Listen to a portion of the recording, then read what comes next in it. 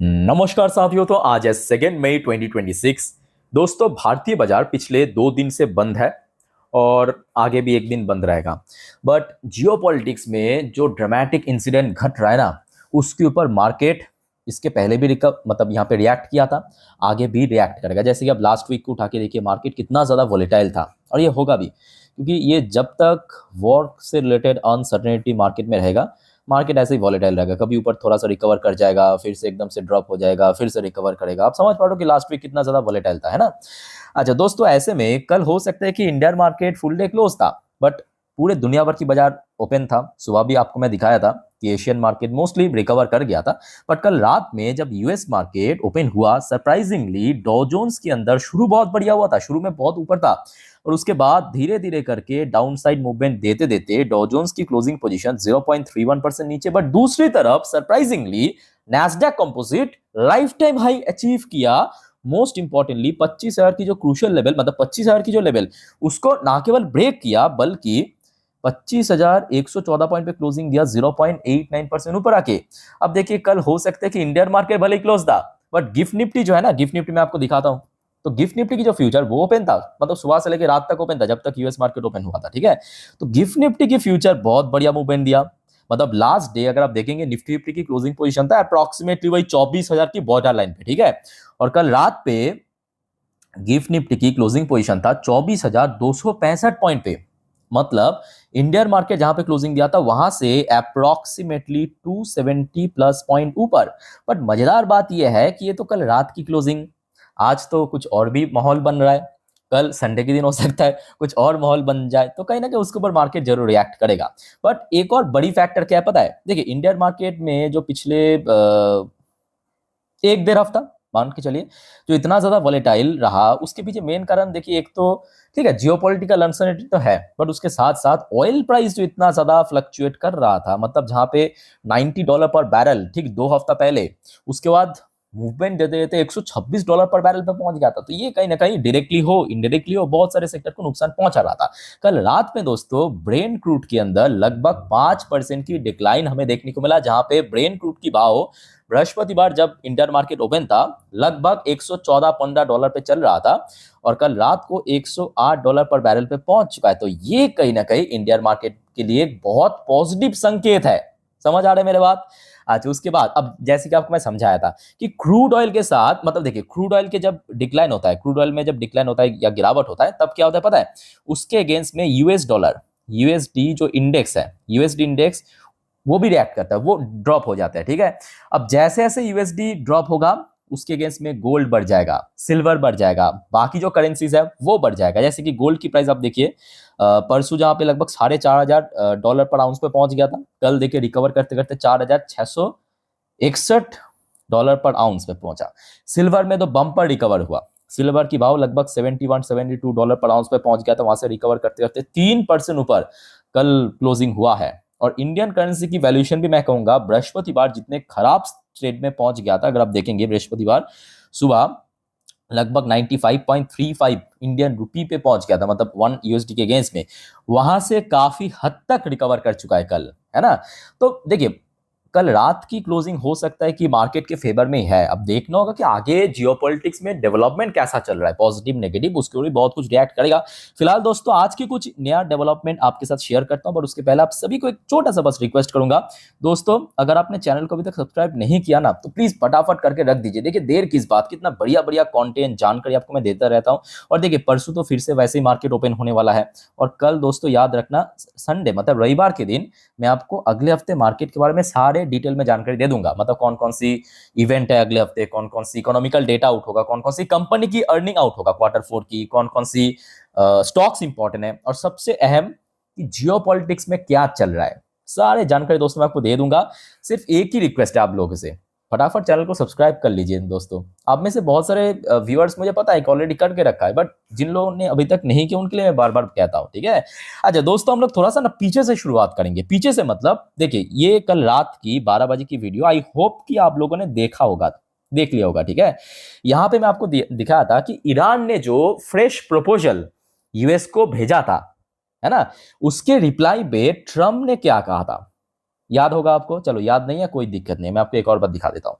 तो ट्रम्प ने उसके रिप्लाई में ये कहा था, जस्ट अ मिनट, हाँ, ट्रम्प ने उसके रिप्लाई में ये कहा था कि not satisfied with what they are offering. They मतलब कौन? ईरान। ईरान ने जो फ्रेश प्रपोजल में ऑफर किया यूएस को, उस पर हम लोग सेटिस्फाइड नहीं है। ये ट्रम्प का प्रपोजल था, मतलब ट्रम्प का रिप्लाई था। ट्रम्प टोटली इसको रिजेक्ट कर दिया, ठीक है। उसके बाद आ जाइए, अब एक ये भी थोड़ा सा मतलब बात चल रहा था, चर्चा चल रहा था ग्लोबल मार्केट में कि शायद यूएस फिर से स्ट्राइक कर सकता है ईरान के ऊपर, क्योंकि जो रिसेंटली डेवलपमेंट हुआ है, खास करके देखा गया है कि इजराइल पे लगभग 6,500 टन वेपन्स भेजा है यूएस ने रिसेंटली, ठीक है। तो यहाँ पे बहुत सारे चीज़ तो थोड़ा सा आप कह सकते हो कि ब्लर भी चल रहा है। अच्छा, आज सुबह सुबह ट्रम्प की तरफ से एक फ्रेश स्टेटमेंट आया है। ट्रम्प ने कहा lunatics can't have a nuclear weapon. अच्छा, जिनको पता नहीं है व्हाट इज लूनाटिक्स, लूनाटिक्स मतलब काइंड ऑफ पागल, संकी, इस टाइप की कह सकते हो कि कहा जाता है। लूनाटिक्स मतलब वही पागल टाइप की जो लोग है, या पागल टाइप की किसी चीज को मतलब पागल समझाना, उसको लूनाटिक्स कहा कहता है, ठीक है। तो बेसिकली ये वर्ड यूज किया ईरान के अगेंस्ट में। ट्रम्प ने कहा कि मतलब ईरान जो है ना पागल टाइप की, उसके पास कभी न्यूक्लियर हथियार हो नहीं सकता। अच्छा, एग्जैक्टली इन्होंने क्या कहा, कहाँ पे कहा, ये मैं आपको पढ़ के सुनाता हूँ, ध्यान से सुनना। यूएस प्रेसिडेंट डोनाल्ड ट्रम्प एड the US in a war with the Iran because lunatic can't have a nuclear weapon, even as Washington remain entailed in a legalistic debate over wherever Trump has passed deadline for requesting congressional approval for the war with Iran। तो इस basis पे इन्होंने कहा है, ठीक है।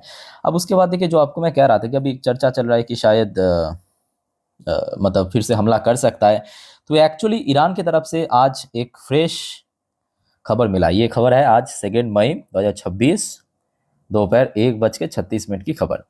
Iran कहा US Israel conflict में रिज्यूम। ओके, मतलब यूएस और इजराइल फिर से जो हमला है वो रिज्यूम कर सकता है। Safe forces ready for new adventures, मतलब ईरान की फोर्स भी तैयार है। अच्छा, एग्जैक्टली क्या कहा दोस्तों, मैं आपको थोड़ा पढ़ के सुनाता हूँ। देखिए, ये जो आर्टिकल्स मैं आपको बार बार पढ़ के सुनाता हूँ, ये थोड़ा बोरिंग टाइप का लग सकता है, बट यहाँ से आपको एक्चुअल इन्फॉर्मेशन मिलेगा कि भाई चल क्या रहा है, ठीक है। अच्छा, तो यहाँ पे आप देखिए, यहाँ पे जिस व्यक्ति ने कहा, इनका नाम है सरदार मोहम्मद जफर असादी, ठीक है, deputy inspector of Khatam al Anbiya central headquarter. Okay, Saturday के दिन कहा Iran conflict with United States would flare up again, तो मतलब मार्च महीने जैसे फिर से हो सकता है, ठीक है।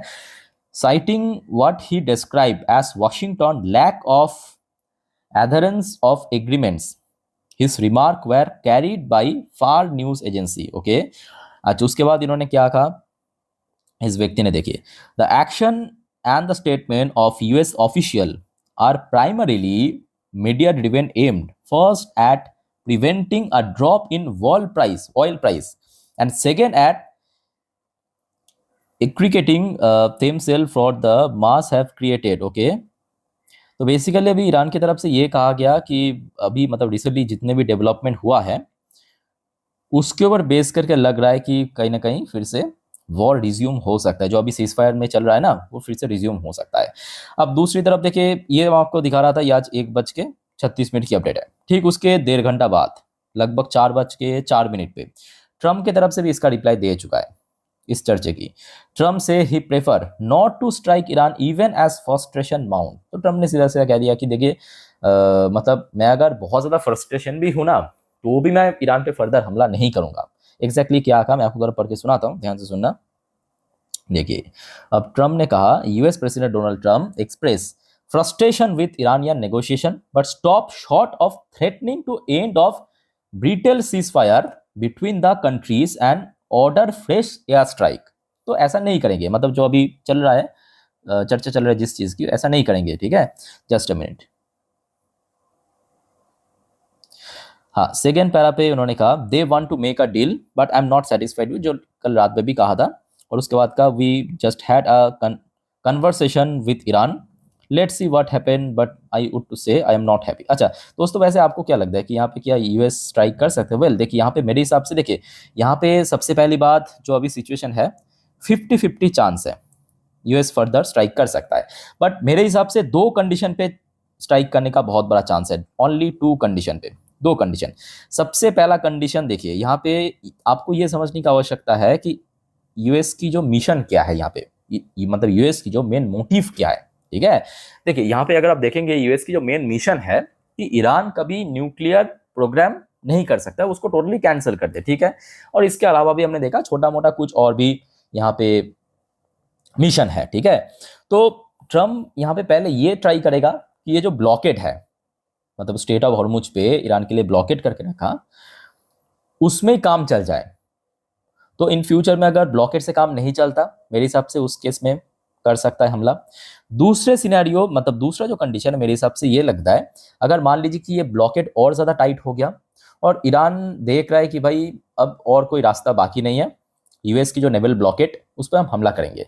तो ईरान अगर सबसे पहले नेवल ब्लॉकेट पे हमला किया, स्ट्राइक किया, तो उसके रिप्लाई में भी यूएस फिर से स्ट्राइक कर सकते हैं। मेरे हिसाब से ये 2 कंडीशन हो सकता है, क्योंकि देखिए अल्टीमेटली मेन जो मिशन है वो यूएस मतलब ईरान की इंफ्रास्ट्रक्चर, पावर प्लांट, ब्रिज, उसको डिस्ट्रॉय करना नहीं है। मेन जो यहाँ पे मिशन है यूएस की, वह जो अपना कंडीशन है, अपना डिमांड है, उसको फुलफिल करना, वो कैसे भी हो जाए, ठीक है। और ये फैक्ट है कि देखिए हो सकता है कि आप में से बहुत सारे मेरे दोस्त हैं, व्यूअर्स, मेरे साथ एग्री नहीं करेंगे, बट ये फैक्ट है, डेटा यही कह रहा है कि ये ब्लॉकेट कहीं ना कहीं ईरान को काफ़ी भारी नुकसान पहुंचा रहा है। क्योंकि अभी ईरान पे क्या चल रहा है पता है, अगर आप थोड़ा स्टडी करेंगे, ईरान में जो खाने पीने का सामान वो 60 से 70% स्पाइक कर गया। कुछ ऐसा सामान भी है जो कि 80 से 90% तक भी स्पाइक कर गया। इसके पीछे मेन कारण है कि ईरान की 90% जो सप्लाई वो टोटली बंद हो चुका है। 10% इधर उधर से एयर रूट पे, लैंड रूट पे आ रहा है, बट जो वाटर रूट, जो सबसे कह सकते हो कि मेन सप्लाई चेन होता है, कोई भी देश का उठा के देखिए, मेन सप्लाई चेन आपके वाटर रूट से ही होता है,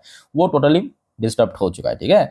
तो मेरे हिसाब से ईरान अगर इकोनॉमिकली कोलैप्स करने की ऐसी स्थिति में पहुंच गया तो मे भी फिर से नेगोशिएट करने के लिए, जैसे कि कल रात में भी हुआ था, ठीक है। अच्छा, यहाँ पे ट्रम्प की तरफ से एक और यहाँ पे कहा गया, या सुबह की अपडेट है कि यूएस ने भी एक्टिंग लाइक पीरियड्स। अच्छा, पीरियड्स मतलब क्या? पीरियड्स मतलब बेसिकली पानी का जो डाकू होते हैं उसको बेसिकली पीरियड्स कहा जाता है, पानी वाली डाकू, ठीक है। To carry out naval blockade of Iranian port. अब ट्रम्प ये कह रहा है कि हमारे जो नेवी है वो अभी ईरानियन जो पोर्ट है, ठीक है, बंदरगाह, वहां पे हम ब्लॉकेट डालेंगे अगर इसमें काम नहीं चला तो। और ऐसा कर सकता है, मेरे हिसाब से ये कर सकता है, बट इमीडिएटली स्ट्राइक करना काफी, मैं कहूँगा, फायदेमंद नहीं है यूएस के लिए भी और ईरान के पॉइंट ऑफ व्यू से भी। लेट्स से आगे क्या होता है, बट फिलहाल दोस्तों माहौल ऐसा है। बट आशा रखता हूँ कि अगर देखिए सोमवार मार्केट ओपन होने तक अगर कुछ बहुत बड़ा इंसिडेंट नहीं हुआ तो मार्केट पॉजिटिवली रिएक्ट कर सकता है। लेट्स सी क्या होता है। बाकी दोस्तों मैं आपको जानकारी देता रहूंगा, बस आप चैनल को सब्सक्राइब करके रखना, और कोई आपका कंफ्यूजन, डाउट कमेंट करके पूछिए। वाइंड अप करता हूँ वीडियो को। टेक केयर, बाय बाय, जय हिंद।